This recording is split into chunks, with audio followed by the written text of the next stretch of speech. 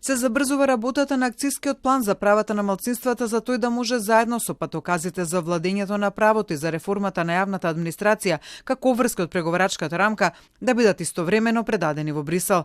Во наредниот период ќе бидат разгледани забелешките кои стигнаа на документот, пошто ќе се донесе одлука кои од нив ќе влезат во него.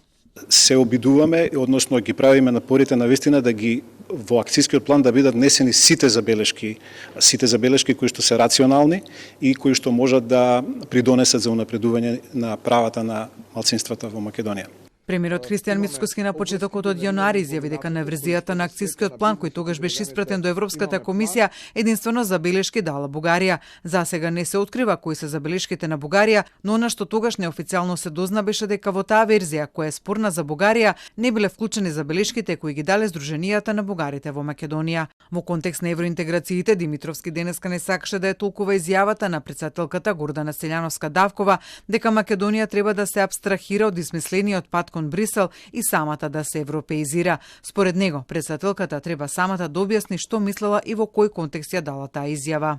Не можам да разберам во каков контекст и што точно изјавила, иако читав медиуми, се разбира таа ќе треба да објасни што точно мислела, меѓутоа во секој случај ние остануваме цврсто определени кон евроинтеграциите. Нема Македонија друг пат. Значи, нашиот европски пат е недвосмислен и безалтернативен.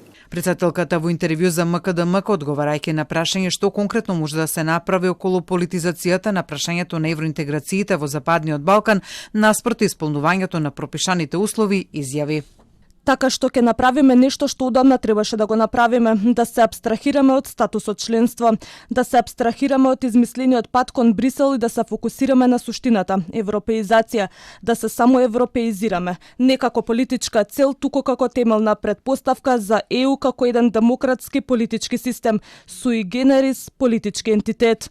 И на куминатата недела Институтот за демократија објави истражување на јавното мислење, кое покажа зголемување на поддршката на граѓаните за членство во Европската унија и таа сега изнесува 71%.